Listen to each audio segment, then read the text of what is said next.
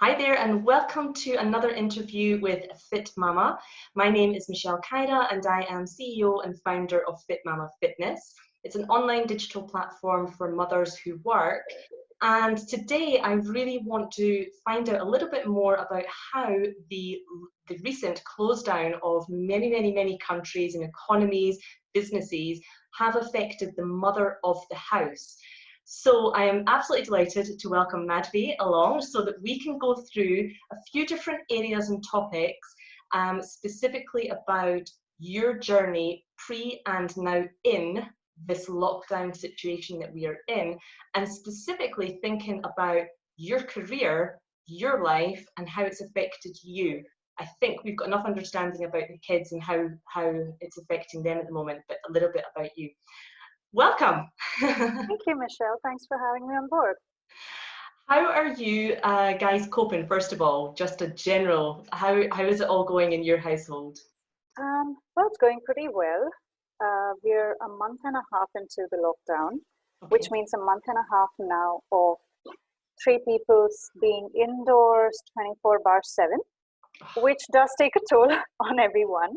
Yeah. I think we have dealt with it pretty well, considering our privilege of having a safe place to stay in, of being able to have our jobs in place while this is going on, being able to keep our family safe during this time, and also having the flexibility to maybe just go out for a walk.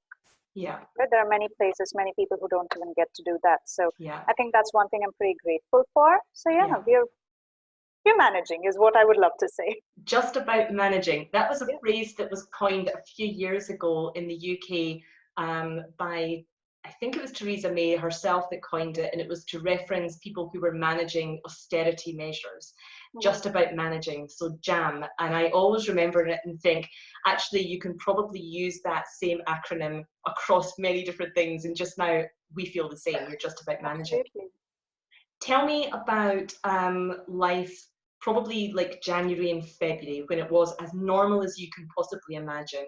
What did that day-to-day living for you who works in paid employment? So we don't want to get into a debate about stay-at-home mums and whether they work, because we appreciate that they do.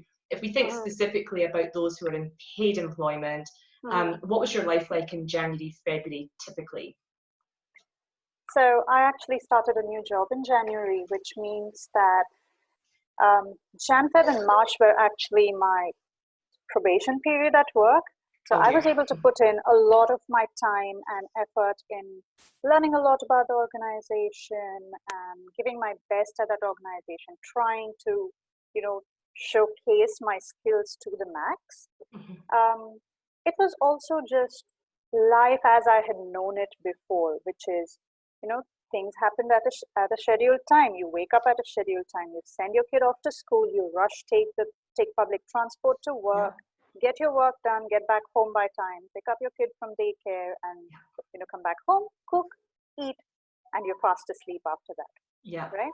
Now, one thing that stuck out to me was I did not realize how much I miss my daily interactions.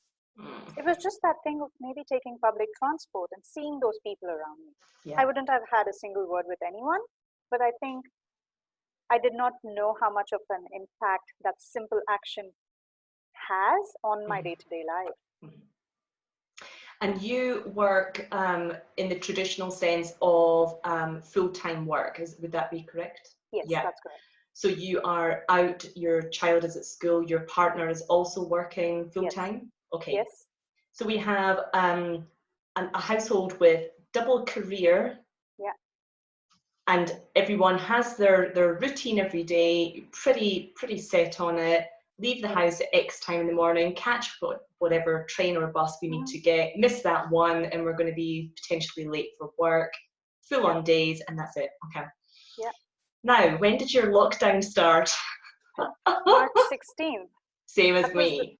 It was the start of the midwinter break for schools over here, and Well, my kids' daycare was shut during that period, so I thought, hey, I'll just work from home. I never knew that work from home would last for a month and a half now.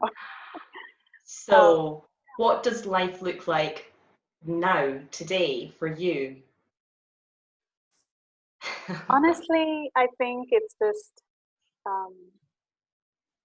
a lot of give and take, Okay. much more than what I used to do earlier.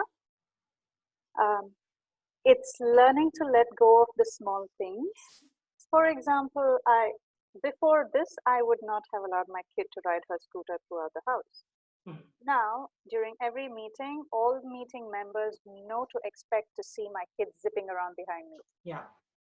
What do we do, right? We have to Yeah. just make do. There's a limit to how much you can control, and it's just identifying what can you control versus what can't you, and learning to let go if you just can't do it. Yeah. I was also someone who liked having a clean house, and for the last month and a half, I have literally told myself every day, it doesn't matter if my house is dirty. No one's going to come and No one's visit me coming. anyway, right? Rather than clean it every single day, I'll clean it once a week, maybe now. So yeah, it's tough. How old is your child? My kid is 6 now. So at school, now, how has that worked? And I want to specifically think, what I'm seeing a lot of is the work from home with kid, home with kid. And for me, that's exactly me. My child is 9 in 2 weeks' time. And without getting into the debate of how good or otherwise school teachers are when it comes to electronic e-learning or online learning, who has naturally assumed the lead in dealing with the child and his or her education within your household? It's me. Like literally, as I'm speaking to you right now, sorry, as I'm speaking to you right now, her monitor is just opposite me where her entire setup is there. And I have to make sure that, she gets a controlled amount of tech time, that she gets her reading in, that she gets her writing in, that she tries and gets her homework done on a daily basis. She's still in senior kindergarten right now, so thankfully there's not much that she needs to do. But yeah, if there are days when she just says, I don't want to study anything right now, I just want to play a game, I literally balance it out in my head saying, is it worth going through a temper tantrum? Is it worth arguing, or is it worth just giving into it? And I find that earlier I would not have given in. Now I do give in. Yeah. So if you're the one who has naturally assumed the parenting side, of the parents, the school side, the child psychologist role that I've now had to have, you're absolutely right. This talking a child down or out of a tantrum that you can see it about to kick off and you think, oh, here we go. What I've noticed with my child, who's a couple of years older, is he can finish his allocated schoolwork within about 90 minutes max. So 90 minutes when you are a full-time paid employee of a company, how is that affecting you? Because I'm assuming that as an only child, your child is also coming to you saying, can you play this game with me because I need 2 people? Can you play Snakes and Ladders with me because I can't play it by myself? I caught my son playing Monopoly with his teddy bear one day because he had to, because I said, I'm sorry, I have no time to be playing Monopoly. Absolutely. In my opinion, I feel that single kids are slightly more resilient for the very simple reason that because they don't have company, if someone says no to them, they try and make up games by themselves. So I've been leveraging that concept to the max with my kid right now. If I can't get up from work, I'm pretty frank with her, and I tell her that, look, mama can't get up right now. So you're going to have to figure out how to keep yourself busy. You can either read, and I like to give her choices. You can either read, or you can write, or you can paint, or you can sit and make a tent out of all the blankets in the house. Go for it. Yeah. But then that option of giving the choices is also something I would do, which means that I'm having to pause my work in my Yeah. mind, think of those options, give them to her, make sure that, she may not go into the adjacent room where my spouse is working because he needs to be in an extremely silent environment to do his work, and kind of make sure the entire day that she doesn't disturb him in any way. All this while handling my own work in my own way. So at times, I just tell her, I can't play with you. At times, I just get her close and cuddle her. At times, that just works. That's more than enough. Yeah. That's all I do. Now, interesting point, and just picking up what you were saying there. If you turned around and said to your spouse in week 1, day 4, and said, okay, we're 4 days into this absolute and utter nightmare, we're going to have to tag team this because I'm on probation. I've just started a brand new job and I've got a lot of work to put in. And I don't care how nice and friendly and flexible my boss might be. I want to make this as a career move for me, and I want to make a really good impression. So we're tag teaming this. How would that have gone down? Oh, I have done that.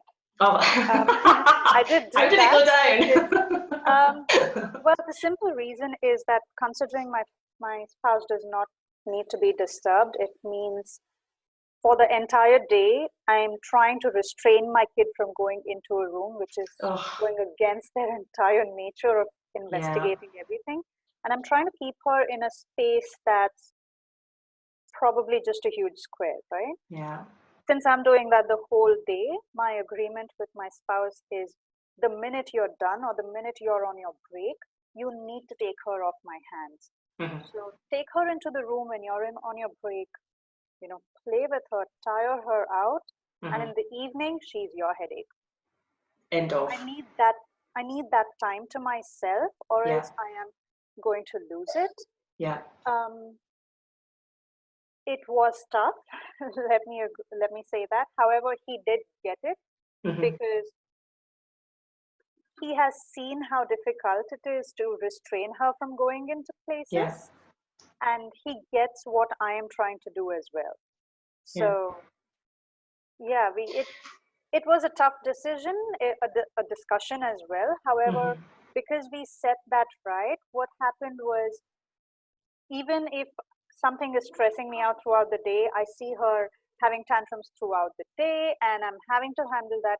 I know that, okay, 5 o'clock, I can just hand her off to someone, to her own father, and then I can say, I am not bothering about what's happening about this later on.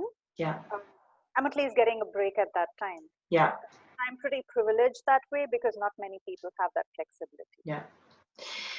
It's a really interesting, it's an interesting dynamic because we don't know what this is going to look like in retrospect, 2 months down the line, and to see and feel how that has affected your career, if at all. We can only do what we think is right during this time.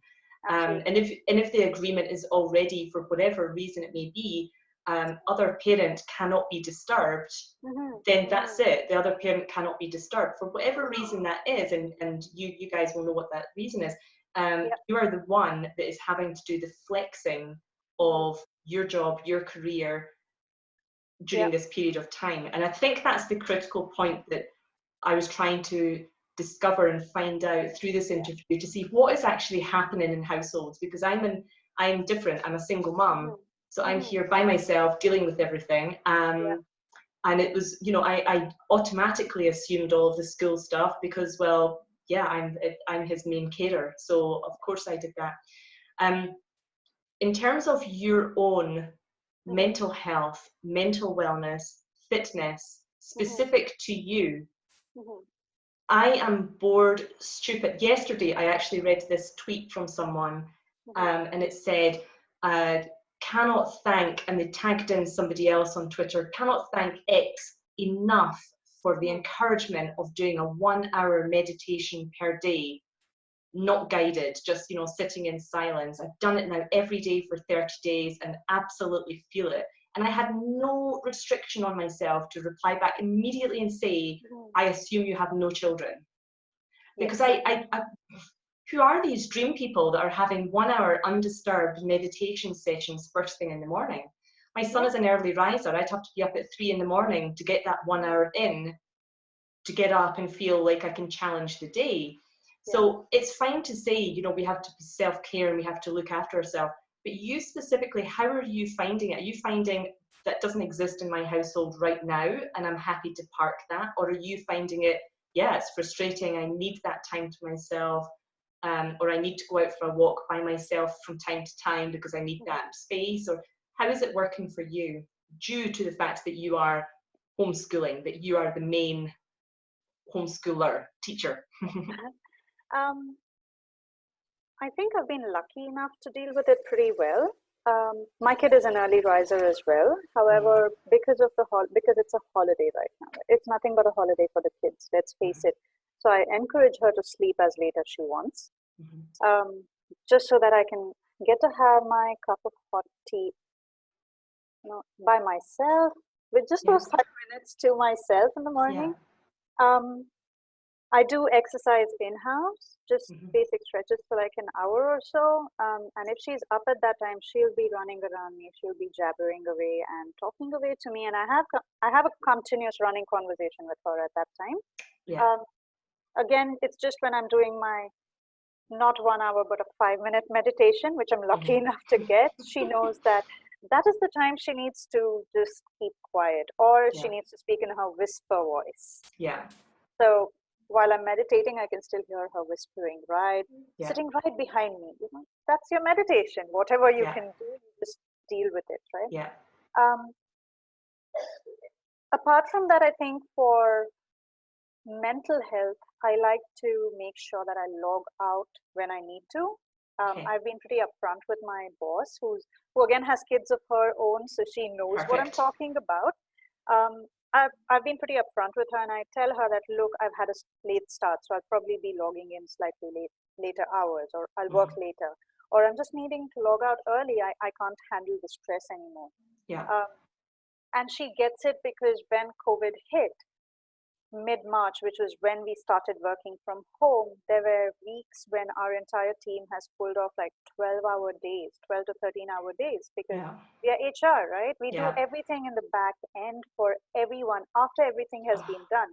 With a new mandate coming up on every single meeting, we are going to have to pivot even faster. So we were pulling off those kind of days. And now even my boss is, you know, very open to the fact that you need to take that time out for yourself. If you're feeling low, just take that time out.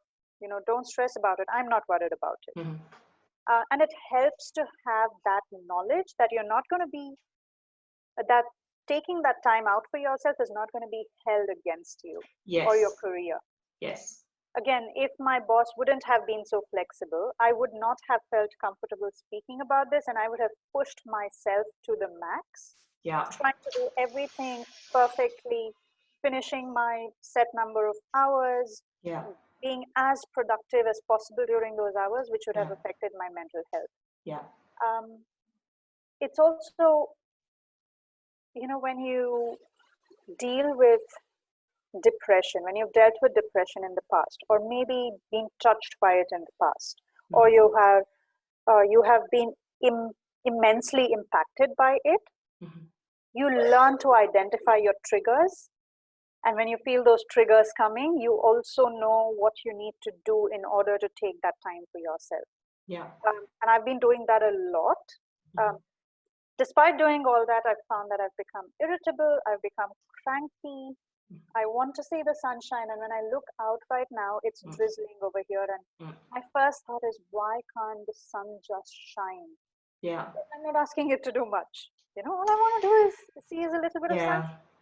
So, you know, it is okay to feel that. It's to tell yourself that it's okay to feel down at times like this, and acknowledge it, not hide it, or say that, you know, there's something wrong with me for feeling like that. There's nothing wrong with you. You're just going through a time which is completely unprecedented. And I think that's really good advice. And I think looking at my own journey in the last 6 weeks, particularly, I've worked from home for years, so the working from home aspect didn't really affect me. Seeing my personal training clients one-to-one and seeing clients for group lunchtime sessions, which is what I do locally, that has affected me because I like that banter, I like to teach that way.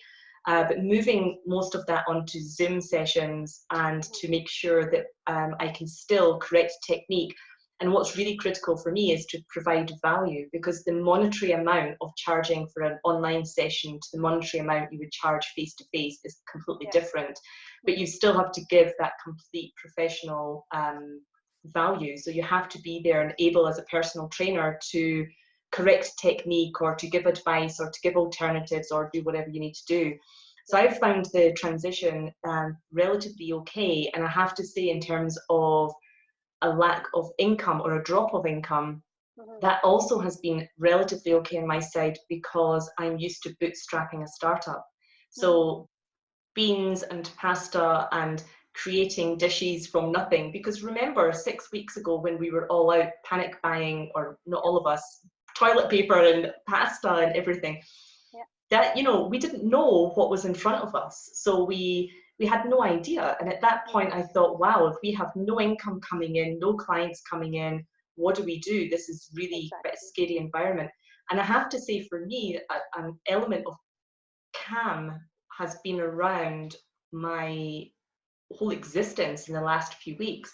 And part of that is I feel that people have been brought back to my level in terms of restricted and various different things. So we're all starting from the same level. I don't feel like I'm behind anymore as a single mum bootstrapping a startup. Whereas before I thought, God, I feel like I'm 10 steps behind everybody else. But actually now I don't. I'm like, okay, I feel like we're an even playing field here. We're all starting at the same point. And I have to say, a lot of what you're saying about, you know, learning to let go and pick the battles where children are concerned, that's been my biggest lesson overall entirely. But, you know, looking at the schoolwork and looking at who takes everything in, it has been me. But what I was very clever with, I put my son to his father's place for a week, and I added him, or got him added to the WhatsApp group for the school teaching and all the rest of it, and said, here's the Duolingo that you need to log into, here's this that you need to log into. I've set up his own password. But all of these admin jobs were naturally given to me. And I have to say, if I didn't set up, because you know when you log into things like Duolingo or an app, you have to give an email address. Well, I thought, well, I don't want all that, you know, mailing. I'll set up an email address for my son, you know, for this purpose. Set it all up. But it's me that assumed all of that. But I felt that was quite natural because I'm the only mom, I'm the parent. Whereas the dad is the weekend dad or the holiday dad. Speaking to other couples who are together and doing what you're doing, there's a very close friend of mine, and she's worked the other way. Her business and her career has taken priority, and the husband has not. He has been deemed school teacher in their household because he has a startup business, and you know, that had to kind of be paused almost just because of where we are and the situation that we're in. So that was paused. I don't know how that would have looked if they were in full-time careers of equal value, equal income, equal career paths, whether or not he would have fought a little bit back and said, well, no, I can't do that, I've got stuff to do. So very interesting dynamics on how it's all played out. Future of work, how does that look? Everyone's always interested in hashtag future of work. We're in the future of work right now. How is that going to look for you when things start to ease up a little bit? So let's look ahead at maybe September. What would you like this balance to look like now? I think I don't think I, as on a personal note, would feel comfortable working from home on an extended basis again. However, I do know that now, if I need to, I will be able to pull it off. Flexibility works. We know that now. People can literally, you know, just take a laptop home and be connected and get their work done, which means that flexible working is going to become more of a norm candidates are going to look more at these options before accepting offers. What also matters is the difference between remote working and flexible working, right? They're not the same. They're not the same. Let's face it. Remote working is completely a different ball game, whereas flexible working is just, you're flexible to work from wherever you want to work. Whereas remote is 24/7. You are at a remote place. You do not have any human interaction or personal physical interaction with people in the office, in an office space, and so on. People need to know the difference between that and what are you pitching to your candidates versus what are the options you are preparing in-house to offer these options as well. Do your systems support remote working for your entire workforce? 90% of the time, people wouldn't have thought of that. Flexible working, one day in a week, your systems are going to take the load. It's fine, because not everyone's going to take that one day off in a week all the time.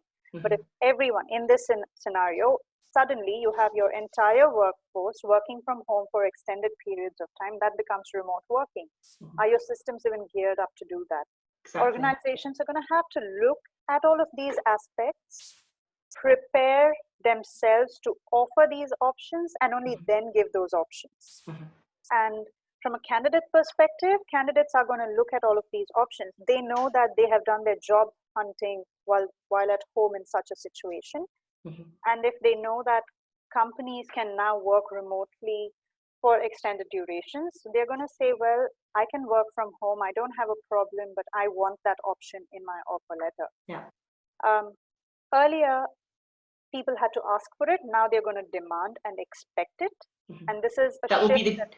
Do you think that will be the default, that they will expect to see that, and if it's not in a contract of employment, or if it's not part of the normal working conditions of a company, that they will say, you guys are behind the times, or you're not offering what you should be offering? Do you think that will be the default position, that remote and or flexible working should be there? I feel it should be. It is going to be a default that candidates are going to ask for this. And yes, if you don't keep up with the times, candidates are going to say that, well, that company is giving me work from home and I didn't even have to ask for it. Right? And that's good. That can be a reason why candidates take offers versus reject offers. It's also a simple thing of moving ahead with the times. Acknowledging, we did this for a month and a half with zero notice, a month and a half, more than 2 months maybe, across different parts of the world with zero notice. Right? Now, because of that, we know we have the capacity. So let's offer this on a daily basis to our employees. What are people going to save? People are going to save time.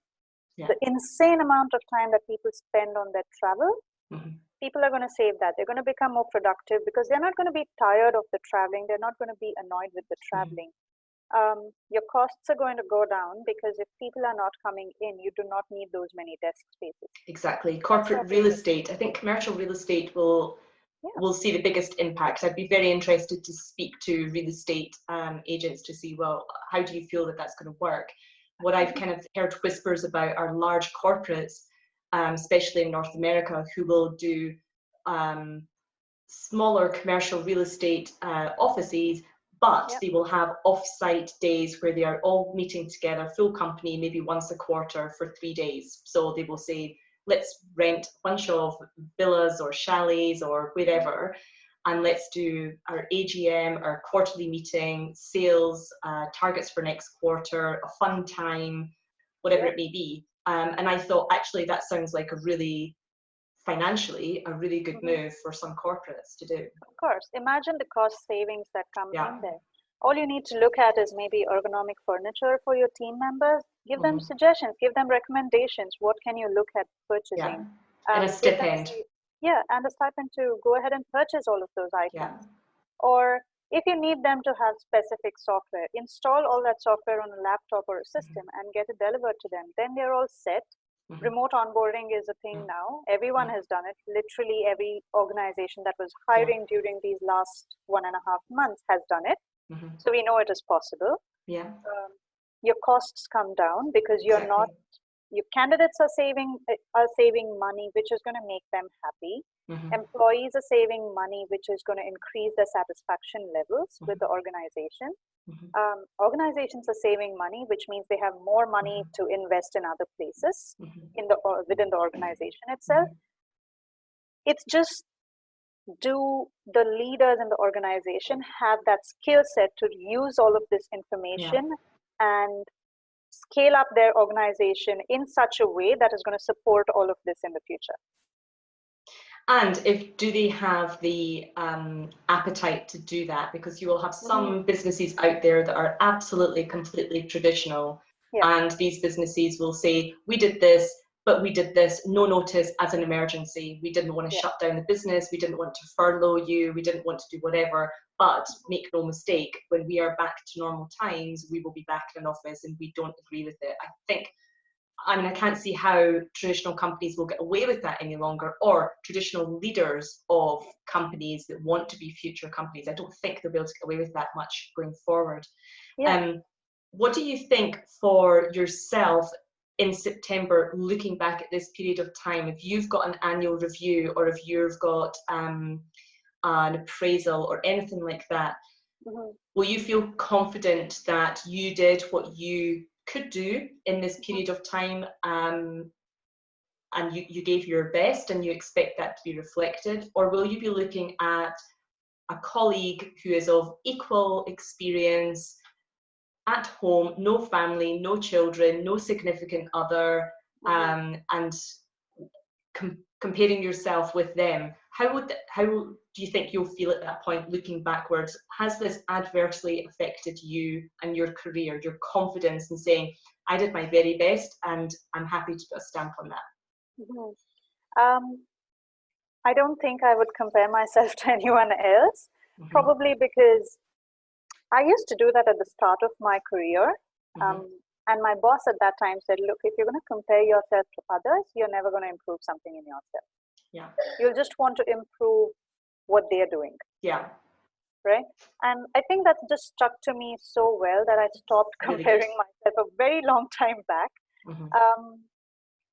And I think also with the number of years I've been working, and being in HR gives you a very nice people perspective of knowing that you should never compare yourself. You should just be, I am someone who likes me the way I am. It took me a long time to be okay with that.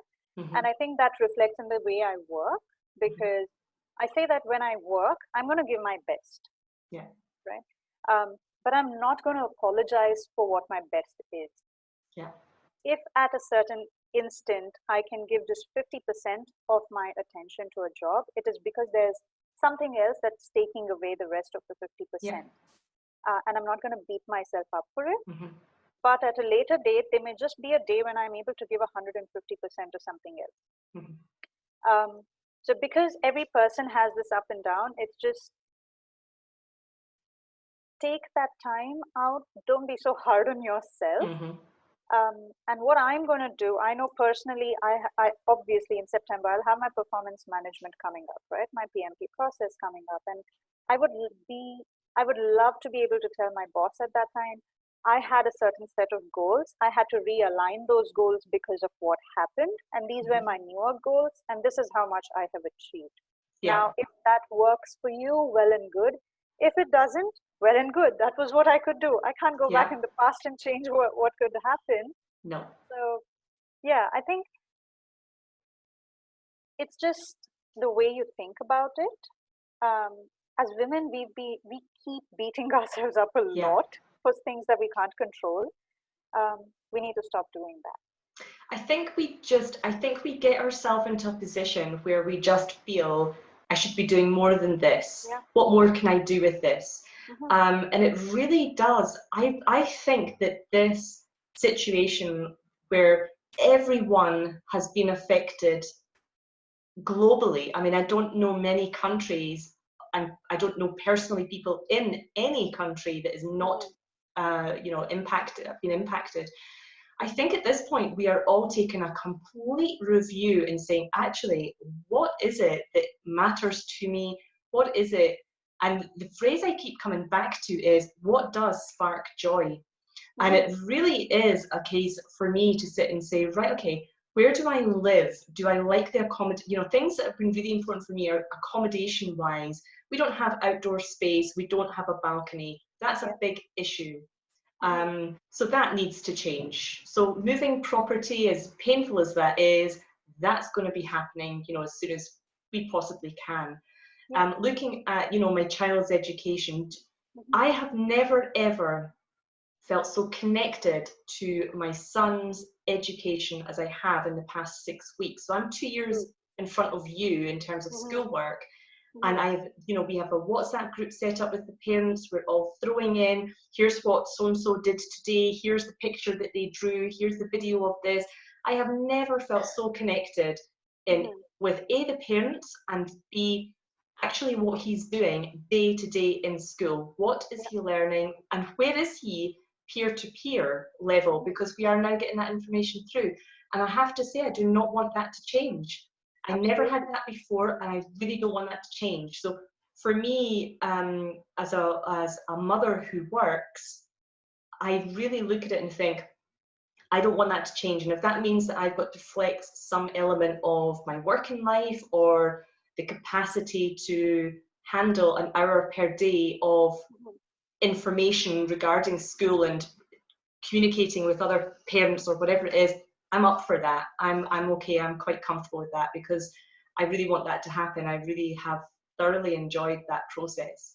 But the getting back to work and getting to see clients and to get back out again into the world, I'm kind of looking forward to that part as well. I've missed my own identity of having my own space. I'm somebody who needs a lot of time by themselves. I'm not an introvert. I'm definitely an extrovert, but I need my own time just because of my age. I've got to a certain age in life where I know who I am and I know what makes me happy. And being in a highly stressful situation, trying to look after somebody else and to encourage them in meltdowns or whatever it is, I can only sustain that for so long before I think, hang on, this is not for me. So, but I think women and mothers, especially ones who are in paid employment where they need that money, that's the bit that we, going back to, we just want to try and do it all the time. And I really think this has forced a reset, almost like a restart on your laptop, or when your phone needs to power down and to power back up again. For me, this is what this period of time feels like. It feels like a chance to power down and power back up again, and to power back up with the new version. Yeah, absolutely. That's what I get from it. And I choosing battles is a big one for me. I've realized how much of a controller I am, especially of my son, to try and control everything. And it's like, no, we are so different in terms of personalities. You can't possibly do that. So let him do his thing to a certain level, keep parenting on the plate. But I've really had to rethink quite a lot, and I'm quite happy to do that. Yeah, absolutely. I think this period has kind of forced us to acknowledge that we don't need to be perfect. We just need to live each day as it comes. Take whatever challenges get thrown at us. Imagine this was a huge challenge and we're still going through it, right? No one knows when it's going to stop or if there's going to be a second wave of it. I hope not, but who knows, right? But you know now that if something does come up of a similar nature, you have the capacity in you to go through it. It will be tough, but at least you're living through it, right? Imagine the stories we'll be able to say later down in our years saying, oh, don't give me that sass. 2020, we've lived at home for over 2 months without having to step out except for essentials. So no, you can definitely work from home. And I think that the part about, the mother, I read this book a couple of years ago and it honestly was fantastic. I read it at the right time of my life, and it's called Soul Friends by Stephen Cole. And the first, have you read it or have you heard of it? No, I haven't. I'm just going to make a note of that. I'll send you a copy of it. Soul Friends by Stephen Cope. It is Cope, C-O-P-E. And he takes you on a journey. He's a psychologist, and he takes you on a journey through different relationships in your life He refers to them as soul friends, but relationships in your life that will make an impact. And the first one is the incubator, which traditionally is the mother. And he then makes reference to his own mother and says, you know, she was nothing great. I think her and my dad liked the idea of having kids. Once they actually had them, they were like, oh my God, what do we do with these kids? You know, it's really tough for them to deal with them. And so he said he felt that they were completely like free range. They were brought up pretty much free range, allowed to do their own kind of thing. So he didn't feel like he had that correct attachment style because his incubator was not from his mother. It was, he reckoned that jumped to his grandmother. He actually got that as much as he could. But when he researched it when he was older and he was researching psychology and training and getting his qualifications, he then realized that the phrase good enough was what children actually were looking for. So they had tested children and said, you know, children at a very young age, and I'm sure this is the one where you see the toddler or even younger, where they leave the room and the mother comes back and they see the reaction of the child. Are they excited? Are they nonchalant? Or what are they? And he said, you know, from that they actually discovered that the child, if the mother was good enough, in our opinion, as an adult, good enough, to the child, it was, she is amazing. Yeah. So if you view yourself as being, I'm a good enough mom, actually your child likely thinks she's amazing. She's brilliant. She's best mom in the world. Oh, I like that. And I loved it because as a single mom from the age of 15 months old, my son was, that wasn't on my bucket list to be a single mom and to be divorced. That definitely was not sitting there as something that I wanted to achieve in life. But when you're in that position, when I read that book, you know, you feel for yourself, I don't think I'm giving him enough. You know, I can't afford for him to join all of these different sports because I don't have a car to take him to all of these different places. And then when I read that, I suddenly felt this kind of blanket of warmth to say, you're good enough. And when I do get that little letter or picture or something at school, which is best mum ever, I don't just look at it and go, I don't think I am. I look at it and go, I think I am. I think I'm good enough. He obviously thinks I'm much better. So it made me actually change my kind of concept of beating myself up about things. I really needed to read that because up until that point, I was like, I'm failing, not harshly, but I'm not giving enough. I don't think that he has enough in his life. And I think this period of time in confinement has brought that back again because we don't have access to everything. Parks and football and, you know, go out and play on your scooter and play with your friends. We don't have any of that. It's a case of we're going to have to be happy with whatever Netflix has, and if we've seen it all and we've run out of internet to search on things on YouTube, we have books, or we have drawing, or we have, let's get the snakes and ladders out. And that for me has just been reminiscent of my upbringing. I'm comfortable and happy. So I think that's, you know, that aspect of, are we enough? I feel okay with that now. Yeah, I kind of, anytime I feel myself starting to beat myself up, you know, just like, what are you doing? She needs to do this better. She needs to be good at this. Or I say that, or she comes to me cribbing, saying, I'm bored. And I just think about when I grew up, we didn't have, you know, internet was something which was some iffy thing out there, which had those real weird dial-up modems, and we had to use it sparingly, or else the charges would be super high, and our parents would be very upset with us. We did not have Netflix. Google wasn't even a thing then. And we turned out to be pretty decent.